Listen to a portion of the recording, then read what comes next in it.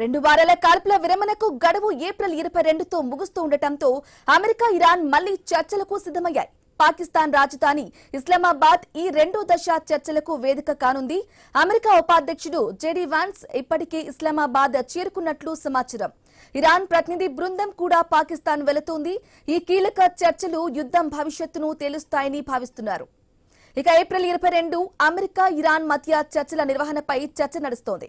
America Iran మధ్య April 11, 12 తేదీల్లో పాకిస్తాన్లోని ఇస్లామాబాద్ లో మొదటి రౌండ్ చర్చలు జరిగాయి. అవి ఎటువంటి ఫలితాన్ని ఇవ్వకుండానే ముగిశాయి. ఏప్రిల్ 22న ప్రస్తుత కాల్పుల విరమణ గడువు ముగియనున్న నేపథ్యంలో రెండో రౌండ్ చర్చలు జరపాలని పాకిస్తాన్ ప్రయత్నిస్తోంది. ఇక అమెరికా పెట్టిన అహేతుకమైన డిమాండ్ల కారణంగా ఈ చర్చలకు తాము రావటం లేదని ఇరాన్ ప్రకటించినట్లు వార్తలు వస్తున్నాయి. అమెరికా ఉపాధ్యక్షుడు జెడీ వాన్స్ నేతృత్వంలోని బృందం ఇస్లామాబాద్ కు బయలుదేరినట్లు సమాచారం. అయితే ఇరాన్ వస్తుందో లేదో తెలియని అనిశ్చితి కారణంగా ఆయన పర్యటనపై స్పష్టత తక్కువగా ఉంది. ఆయన ఇప్పటికే బయలుదేరారని చెబుతూ ఉండగా మరికొన్ని ఇరాన్ రాకపోతే ఆయన వెళ్లకపోవచ్చని పేర్కొంటున్నాయి.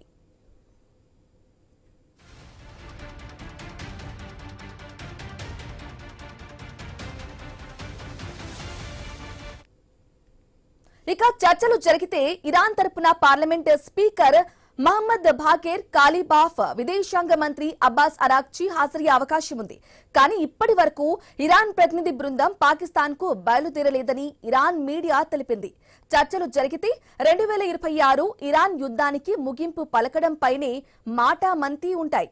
ఇరాన్పై అమెరికా విధించిన నౌకాదళ దిగ్బంధాన్ని ఎత్తివేయటం, ప్రపంచ చమురు రవాణాకు కీలకమైన హర్ముజ్ జలసంధిని తిరిగి తెరవటం, ఇరాన్ అణు కార్యక్రమంపై నియంత్రణలు, ప్రాంతీయ భద్రతా హామీలు తదితర హామీలు చర్చనీయాంశంగా ఉంటాయి. అయితే చర్చలు సానుకూల ఫలితం ఇచ్చే అవకాశాలు తక్కువగా కనిపిస్తున్నాయి. ఇరాన్ కాల్పుల విరమణను అమెరికా ఉల్లంఘించిందని ఆరోపిస్తుండగా చర్చలు విఫలమైతే ఇరాన్ మౌలిక సదుపాయాలపై భారీ దాడులు చేస్తామని అమెరికా అధ్యక్షుడు ట్రంప్ హెచ్చరించడం ఉద్రిక్తలను పెంచింది.